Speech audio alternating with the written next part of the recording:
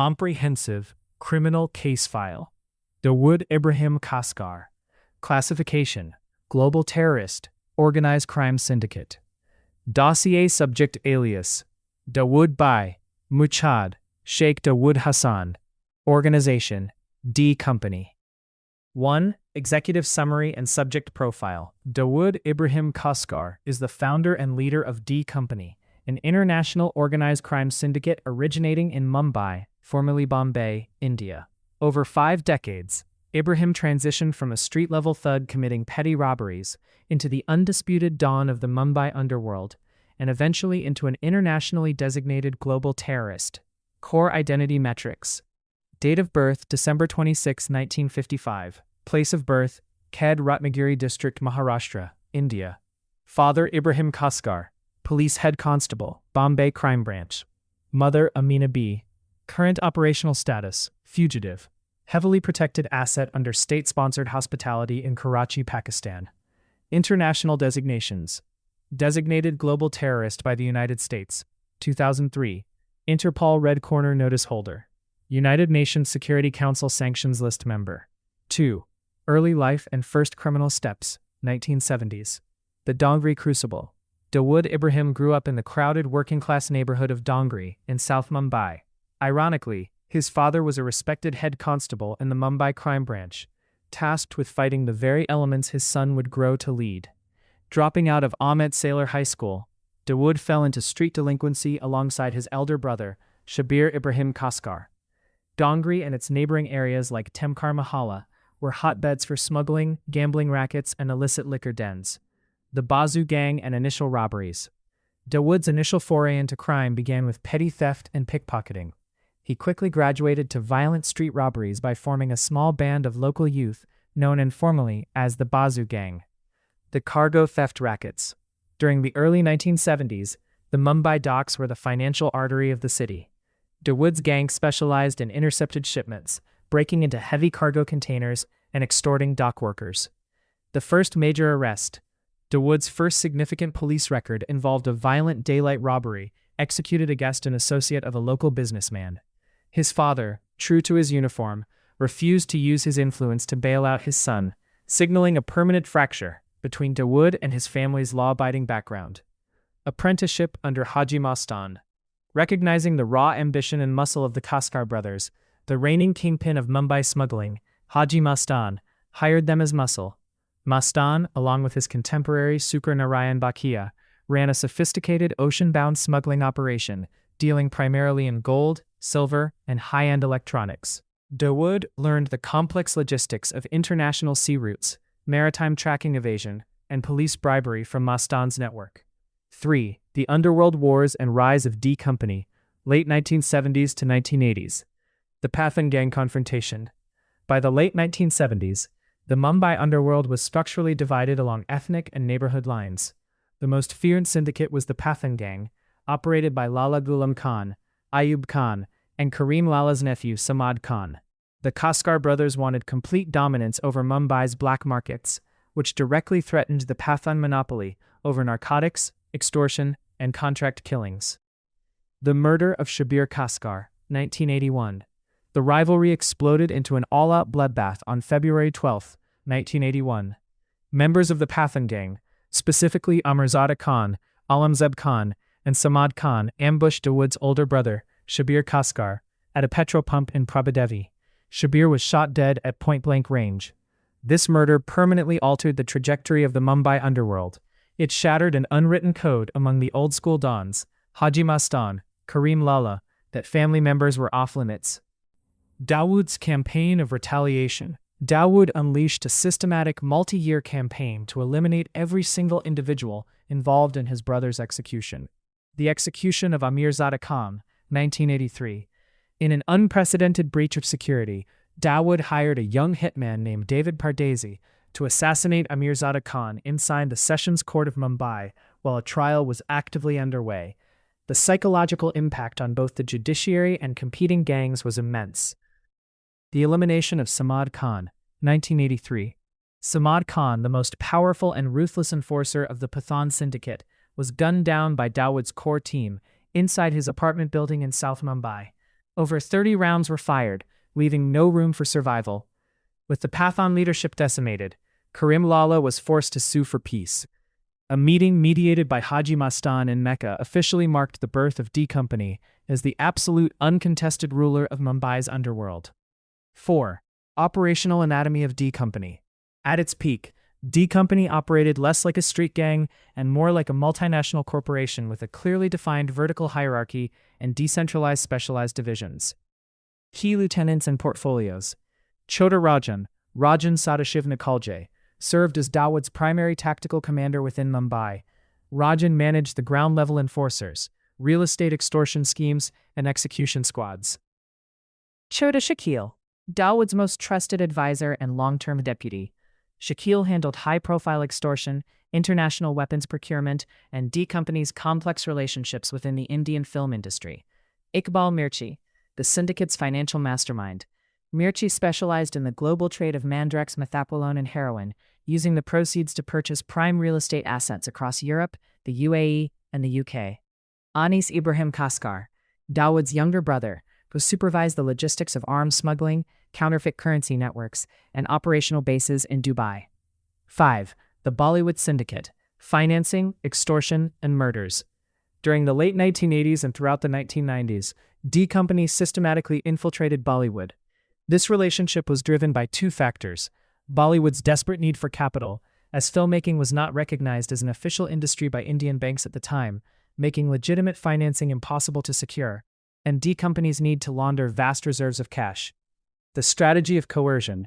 D Company deployed a two-pronged strategy to dominate film production. Front financing, laundering black money by directly financing major studio films through dummy production companies based in Dubai and Mumbai.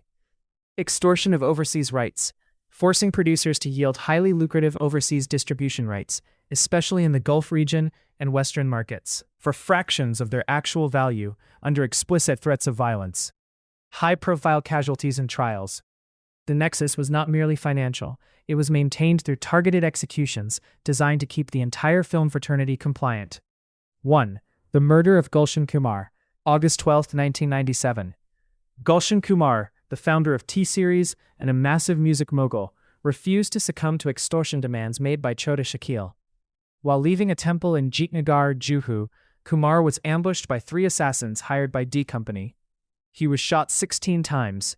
The assassination sent shockwaves through the corporate tier of Indian entertainment, demonstrating that no executive was untouchable. 2. The Sanjay Dutt case and arms possession. Following the 1993 bombings, investigations revealed that high-profile actor Sanjay Dutt had accepted a consignment of 3 AK-56 rifles, hand grenades, and ammunition delivered directly to his residence by D Company operatives, specifically Abu Salim and Baba Chauhan. Dutt claimed the weapons were acquired for family protection during the communal riots. However, he was convicted under the Arms Act and served a multi-year prison sentence, exposing how deeply D Company had embedded its tentacles within top-tier Bollywood circles. 3. The attempt on Rakesh Roshan, January 2000. Following the massive box office success of Kaho Na Pyar Hai, filmmaker Rakesh Roshan was targeted by D Company enforcers, demanding a significant share of the international profits. When Roshan refused to pay, he was shot at outside his office in Santa Cruz. He survived the hit, but the event sparked an aggressive nationwide crackdown by Mumbai's anti-extortion units. 6. The 1993 Bombay serial bombings. The definitive turning point in Dawood Ibrahim's transition from an underworld crime boss to an enemy of the state occurred on March 12, 1993. The conspiracy and geopolitical shift. In the wake of the demolition of the Babri Masjid in December 1992 and the subsequent bloody communal riots in Mumbai, Pakistani intelligence operatives, ISI, alongside local Mumbai smugglers Tiger Memon and Yaqub Memon, approached Dawood Ibrahim. They leveraged the grievances of the local Muslim population to orchestrate a retaliatory strike designed to destabilize India's financial capital. Dawood provided the operational funding, international logistics, and global smuggling channels required to transport military-grade weaponry and explosives into India. The execution. On March 12, 1993, between 1:30 p.m. and 3:40 p.m., a coordinated sequence of 12 structural car bombs and suitcase devices detonated across prime economic and cultural hubs in Mumbai, the Bombay Stock Exchange, BSE, Air India Building Nariman Point, the Century Bazaar, Katha Bazaar, Plaza Cinema, Hotel Sea Rock. Casualty and legal toll. Fatalities, 257 individuals confirmed dead. Injuries, greater than 1,400 civilians maimed or severely wounded. The structural split. The sheer scale of the terror attack fractured D Company along religious lines. Chaudharajan, along with a massive contingent of Hindu enforcers, broke away from Dawood, launching an aggressive decade-long gang war against Dawood's remaining network in revenge for the bombings. 7. The global terror network and narco-terrorism.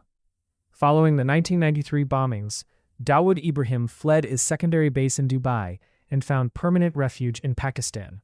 His criminal operations adapted to a changing global landscape, moving from traditional smuggling to narco-terrorism and macroeconomic subversion. The Golden Crescent drug route.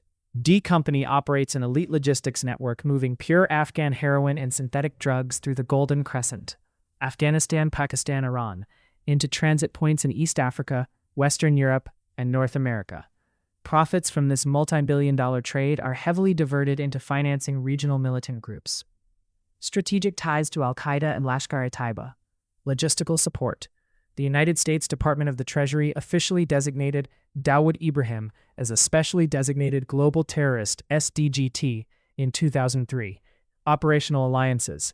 Intelligence reports confirmed that Ibrahim's syndicates shared smuggling routes with Al-Qaeda and directly funded the operational infrastructure of Lashkar-e-Taiba (LET), the terrorist outfit responsible for the 2008 Mumbai attacks. Fake Indian currency notes (FICN). D Company became the primary distributor of high-fidelity fake Indian currency notes (FICN), manufactured using state-grade paper and inks within printing facilities in Pakistan.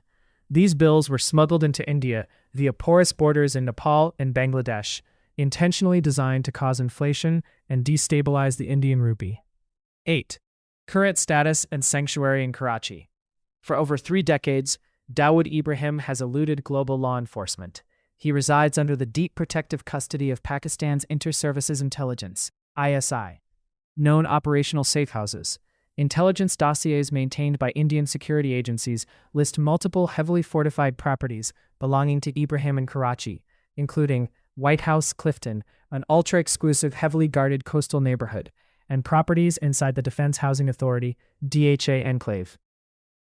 Current health and leadership transition. As Dawood Ibrahim has aged into his late 60s, intelligence reports indicate a sharp decline in his physical health, including advanced cardiovascular issues and chronic kidney disease requiring regular dialysis. Day-to-day operations of the syndicate have largely shifted to Chota Shakil and Dawood's brothers, Anis Ibrahim and Mustaqim Ibrahim. However, the strategic core of D Company remains directly bound to Dawood's enduring reputation as the most elusive patriarch of modern organized crime. The face of D Company. This is one of the most widely circulated archival photographs used by intelligence agencies and law enforcement. It shows Dawood Ibrahim during his years operating out of Dubai, just before the 1993 blasts. The defining case, 1993 Bombay bombings. The single biggest turning point in the legal and criminal history of Dawood Ibrahim is the 1993 serial blast case. The image below captures the immediate aftermath at the Bombay Stock Exchange, BSE, which was the first and largest target of the coordinated RDX car bombs funded and facilitated by his syndicate. This event directly led to the issuance of the Interpol Red Corner notice against him and shifted his profile permanently from a localized smuggling don to an internationally pursued fugitive. Inside the operations office, this rare candid photograph captures a younger Dawood Ibrahim running operations directly from his executive desk during his peak era in the 1980s. This was the period when D Company transitioned from localized street gang activities into a highly structured, corporate-style smuggling empire across the Gulf.